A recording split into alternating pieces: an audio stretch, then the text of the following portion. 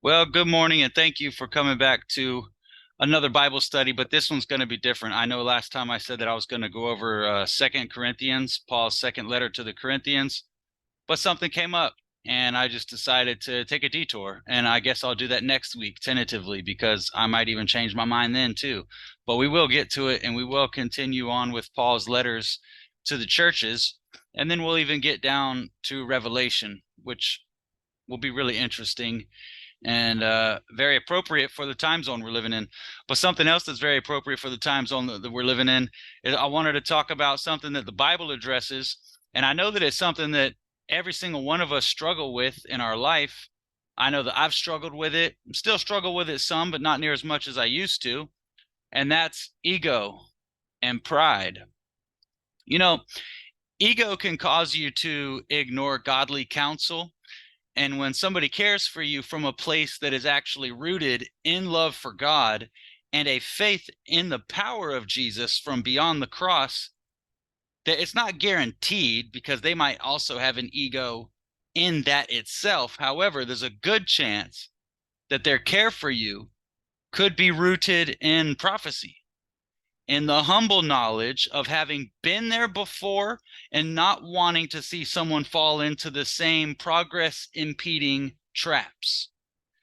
And our pride and our ego can really get the best of us in so many different ways. And the Bible has stated God hates that, literally hates it. Why does God hate it? Because he wants the best for us, the best for every single person on the whole planet. And our pride and our ego is actually the first step into getting in the way of God's path and plan and purpose for our life.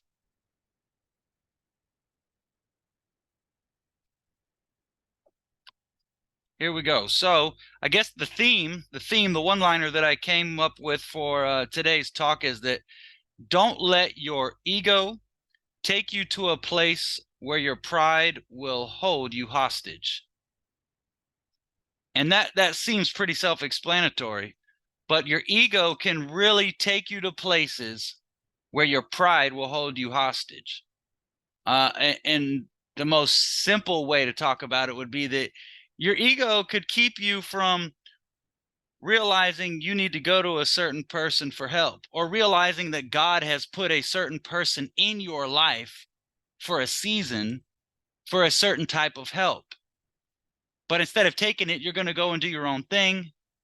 And that whenever you get into that place where the bar is too heavy for you to lift, the water is too deep for you to swim in, your pride will hold you there. And because of where your ego got you, now you're definitely not going to ask for help. Now you're definitely not going to admit that you were wrong. And that's what I'm talking about, is to not let your ego take you places where your pride can hold you as a hostage. So first off, what is an ego? Some people know what an ego is. Some people don't know what an ego is. Some people just say slogans and colloquialisms, knowing the emotion behind it, but they don't really care about the definition of it. But we care about definitions. So the ego is one of the three divisions of the psyche in psychoanalytic theory that serves as the organized conscious mediator between the person and reality, especially by functioning both in the perception of and the adaptation to reality. So your ego is the way that your brain is like the mediator. It's like your own therapist between you and reality. So when you're constantly being a jerk to somebody, but you perceive it as giving them good advice, your ego is getting in the way, because that mediator, that thing that's in between you and the world, your ego, it's getting in the way. So whenever your children tell you, hey, mom or dad, you've been yelling at me a lot lately. But your ego says, no, you're a child. Get back into your place. You don't belong telling me about myself. That's your ego. You're organized conscious because you have decided that that's the way the world works and that you're the big person, they're the little person, and the thing mediating between you and that reality is all messed up.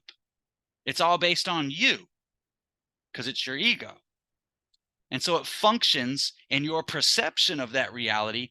And also your ego works in adapting to reality. So as soon as your ego gets challenged, let's say somebody comes up and says, no, you can't lift that bar up. It's too heavy. And so you sit down to lift it and you can't. But they can lift it.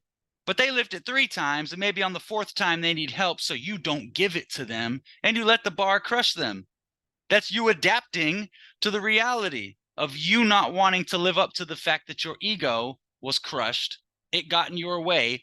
And now you can tell yourself, haha, looks like you couldn't lift the bar. And egos can get uglier and uglier and uglier than that. But egos can also be good too. And so in the Bible, let's make it a little biblical. Nebuchadnezzar had a very toxic ego, and so did his sons. And you can read about that in the book of Daniel. In chapter 4, there's somewhat of a description of how Nebuchadnezzar's ego gets the best of him. But pretty much anything to do with Nebuchadnezzar is all ego, all of it. And again, that's in the book of Daniel. And that's a great example of what will happen to you, becoming a victim to your ego. Nebuchadnezzar allowed his ego to take him to a place where his pride literally held him hostage. Proverbs 8:13, what does it say? The fear of the Lord is to hate evil, pride and arrogance, and the evil way, and the perverse mouth I hate. That pride and arrogance, right? We're talking about ego and pride. So arrogance is probably, I would say, a byproduct of your ego. And so is pride. But it says he hates it. And a perverse mouth. All of it goes hand in hand. Have you ever heard somebody that's just like a profanity machine? And like all they do is speak profanity. It's just like the F word all day long. I actually used to be that person. Thank God I'm not anymore. But I used to be an F word machine. I did.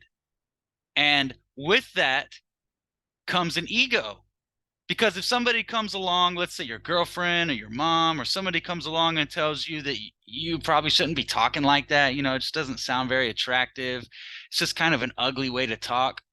Your ego might even convince you to be like, and then use that profanity while you're retorting to them. To take your stand, to stand your ground, and to be proud of where your ego has brought you because it's not that big of a deal, right? Wrong. God hates that. You should hate that. So what is fuel for the ego? What actually brings us down the path of this destructive behavior, this mindset, this crazy mediator between our perception of reality and reality itself? Well, I think some of the most obvious fuel for the ego is your talent, your fame, your money, notoriety, beauty, privilege, knowledge, even spiritual. You know, there's a spiritual ego too. There's a lot of people that have a really big ego because they can quote off all kinds of different Bible verses. You know, we'll just leave it at that. But there is a spiritual ego too. But all of that is fuel for the way that you feel puffed up about yourself and even the way you adapt to reality around you. Because in the modern day, and maybe even in the ancient day too, you know, I'm just going to quit saying modern day because the world really hadn't changed. We've just got more gadgets we can touch and light up. But in the world, you can use all of that ego-driven, self-ambitious stuff to gain money. You can. And most people do. And so it kind of behooves you, if you're in the world and if you want to be of the world, and if you're not seeking after the kingdom of heaven, yeah, it behooves you to have a crazy toxic ego. So that way you can continue to get more money, right? Based on your talent, your fame, your money, your notoriety, your beauty, and your privilege. So in this category of ego, and out of all these things that are fuel for the ego, there's two lanes that I'm going to break this down into. And that is that some people have all that. Some people have the fame, the notoriety, good reputation. They've got knowledge in books. They have money. They've got gifts, and they operate well, and they have nice clothes, big house, whatever. Some people have all that, and they've got an ego from it. And then there's the other lane. The other people go in the opposite direction in traffic, even though they think they're going the same direction. That's the people that are trying to obtain all that stuff. And for the purpose of the rest of what I'm talking about, let's focus on the people that are trying to obtain all that stuff, right? Because in that, you have to, because remember, the ego is also a way that you adapt to the reality that you perceive based on your ego mediating yourself and between yourself and reality. So if you're trying to obtain all that stuff, you have to also have a type of ego. It's kind of like the ego. Some people might have the fake it till you make it syndrome. Others might just have sort of a tenacious, very ambitious way about themselves. Like, oh, I'm going to get this. Oh, I'm going to have that. I'm going to get everything. I'm going to have everything. That's an ego. That's who said that to you? That's not what God said to you. God said, you don't know what's going to happen tomorrow. Your life is like a vapor. You're here and you're gone. Don't say that you're going to travel to this country and make these kind of wages and do this and that. Don't do that. Instead, say that if God wills, I will do this and I will have that. This is more healthy for you, because this is you finally realizing that God's in control. You ain't in control. What is an ego? Because what are you? You're nothing. Did you make the sky? Did you make the rocks? Did you put blood veins inside of people and other living creatures? Did you make the flower bloom? No, you didn't. We all have to remember that we're nothing in the face of God. So what is an ego?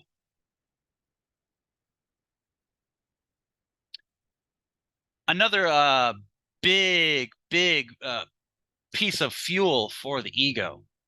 It's called the Dunning-Kruger effect. Do you know what the Dunning-Kruger effect is?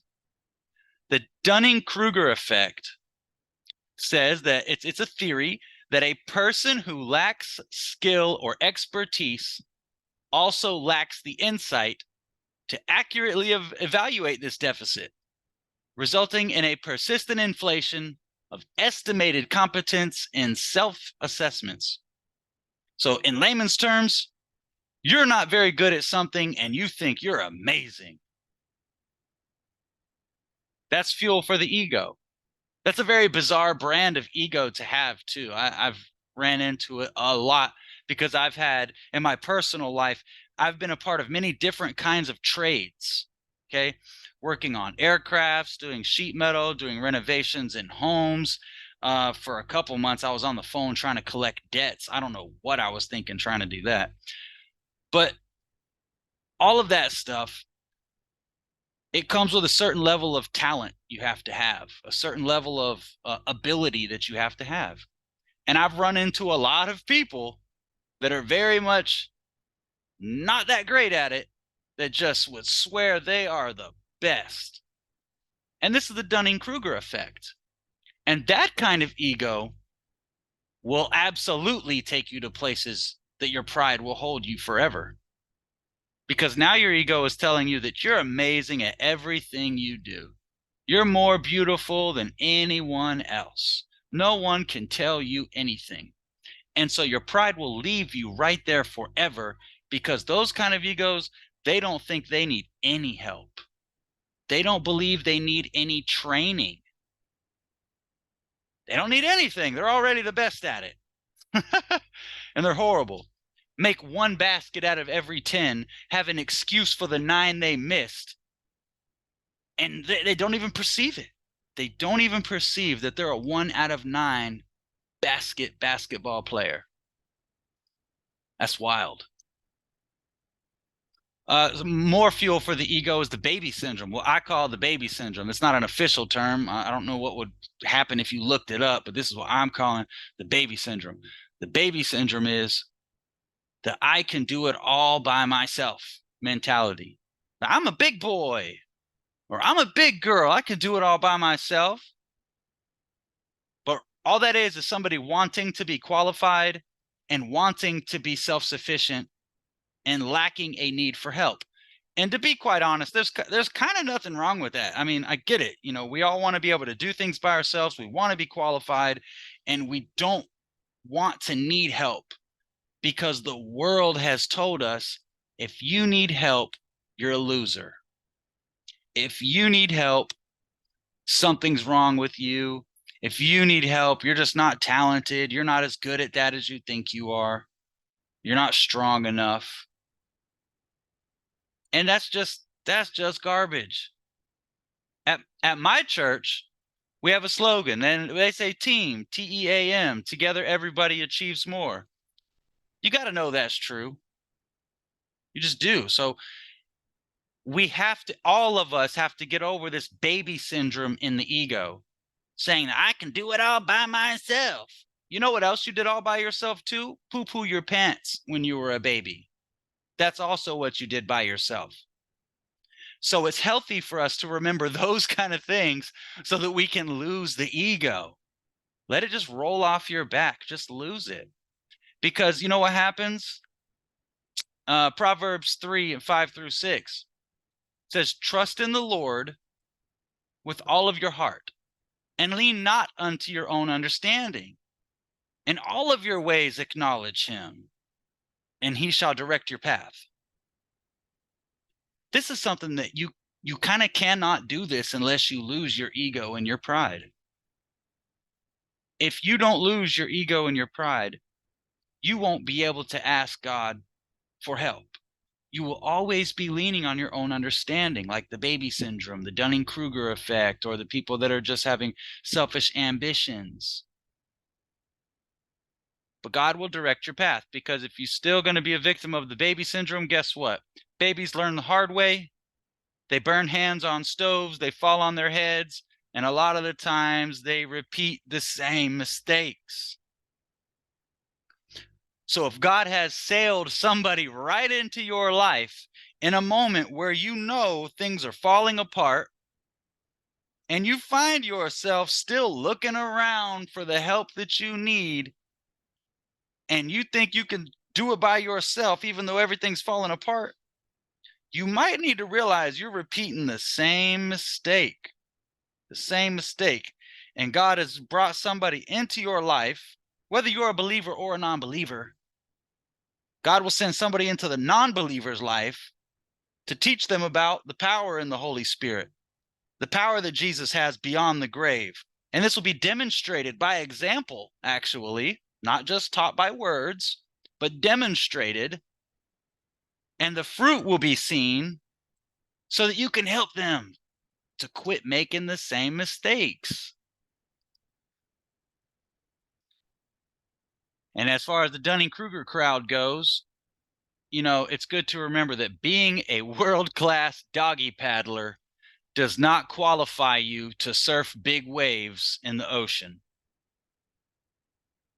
Your ego can get you in a lot of trouble. So I'll say this slogan again. Being a world-class doggy paddler does not qualify you to swim in the deep end. It doesn't. If you can't swim well, and this is just a metaphor. I'm not talking about literally swimming. I'm not literally talking about the waves. I mean, I am, because it applies, but we're just talking about big life decisions. And sometimes the smallest mistakes can steal the biggest blessing from you.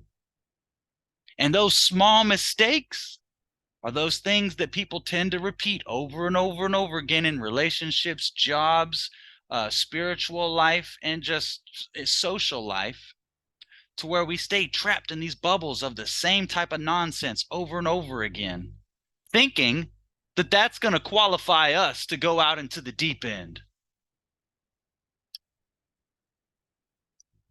So pride, what exactly is pride? Well, the definition of it is the consciousness of one's own dignity,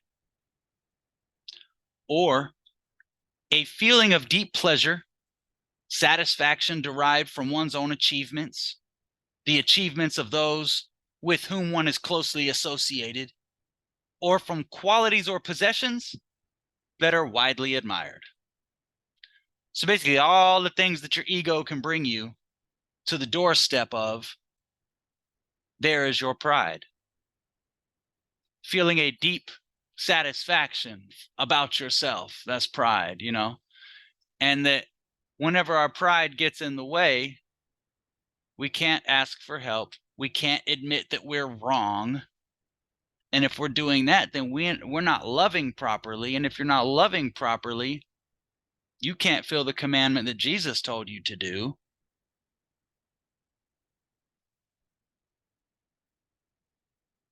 Proverbs chapter 16, verse 18 says, pride goes before destruction, and a haughty spirit before a fall. And, they've really kind of paraphrased this proverb into pride goes before the fall. And like, what kind of pride? All of it. National pride. Pride in being the best tennis player in your league. Pride in being a veteran. Pride that you don't cuss, drink, or smoke, and everyone else around you is just a bunch of dirty bum crumbs. Spiritual pride. Gay pride. All of it. God hates all that. Doesn't matter what. Quit singling somebody's pride out, because all of it's ugly. And all of it, God hates all of it, and all of it will lead you to destruction. It'll lead you to a fall. And, if you could actually put yourself in the seat of somebody who's trying to convince you of this, you got to put yourself in the position of people who are trying to give you good advice and get your pride out of the way, because you should know what it looks like to try to keep a baby from burning its hand on the stove, to try to help a guy who is just messing up a painting, and you want to help him do it better because you're a great painter, and you can tell that he wants to be a great painter, but he kind of thinks he's better than he is. So at some point, you too have to realize that you're the little person in a lot of situations. There's always somebody that can come along and help you too. The Bible is filled with all of that help, as a matter of fact. Here's Jesus' words from the Gospel according to Mark chapter 10. He said, children, how hard is it for those who trust in riches to enter the kingdom of God? It is easier for a camel to go through the eye of a needle than for a rich man to enter the kingdom of God. It's not literally talking about a thread in the eye of a little metal needle used to sew with. No, that's actually a term used to discuss there's a gate that led into Jerusalem, and when it was closed, there was an even smaller door on it. You couldn't get through it without unloading your camel.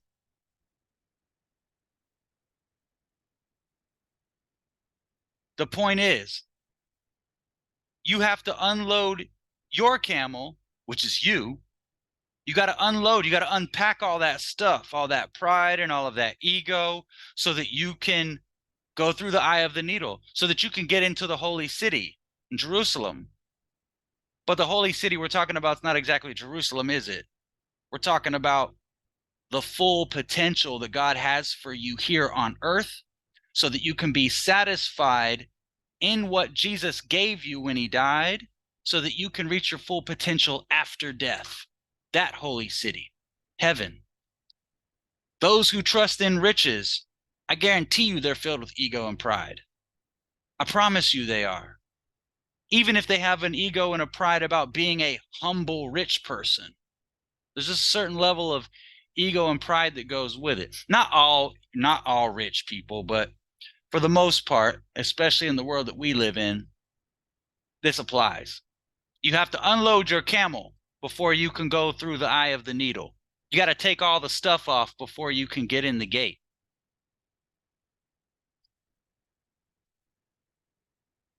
So where is your ego most detrimental in your life?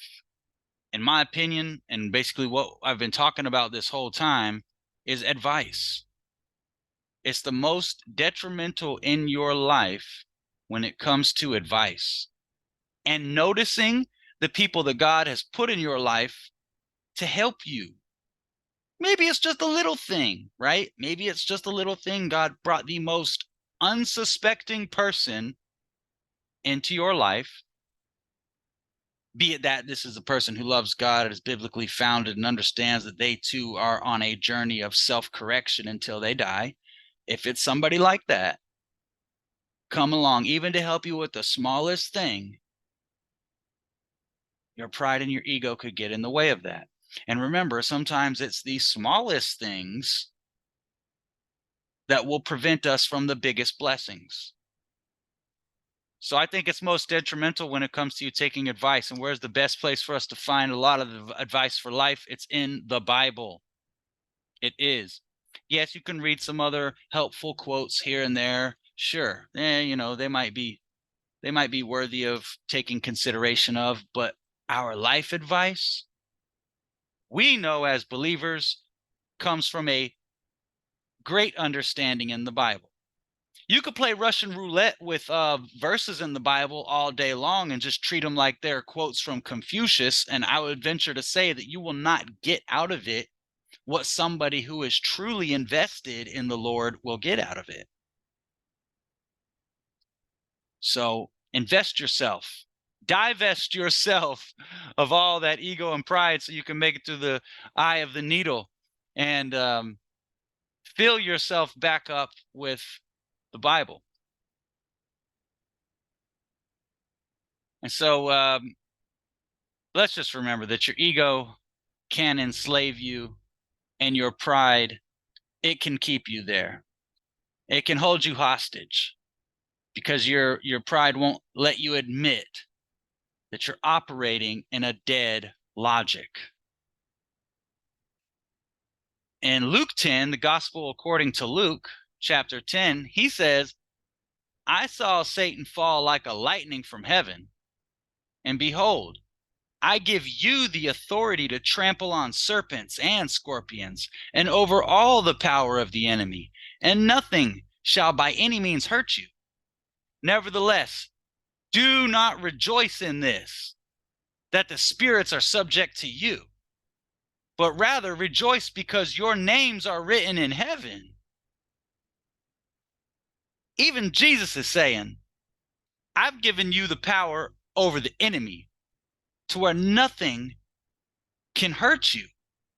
And not even that should you rejoice. Don't rejoice in that as if it's, you know, look what I got, look what I can do. God's going to protect me. Oh, yeah, God's going to give me what I need. Oh, yeah, God's going to give me what I want. Oh, yeah, that is so ugly. That's the type of ego and pride that Jesus right here is trying to tell you, leave that alone. Instead, you should be saying, thank God. I am in such a spirit of gratefulness and thankfulness that clearly my name was written in heaven because God is protecting me. The angels are camped around about my family. Blessings have been dripping down onto me from God's grace. Not something that I did. Okay? So even Jesus addresses ego and pride when it comes to the protection from outside entities that you are not in control of. Which begs the question, even if you have a great job with good insurance and a car and all that, are you in control of that? Let's take it all the way back to the very first moment in your life when you came out into this world. Were you in control of who you were born to, where you were born, where on the earth, the circumstances economically, regionally, and even the weather around there? Or did you even request to be born? No. That's the easy answer. No. So, of course, you having an ego or a pride about any opportunity that was afforded to you along your path is silly because it isn't yours. You did not do it. You're participating, but you didn't do that. So the whole ego thing is just, it's a flaw. And the pride, it's a flaw. Rather, we should say, thank God. Let's rejoice that our names were written in heaven. This is better. Thank you, Jesus.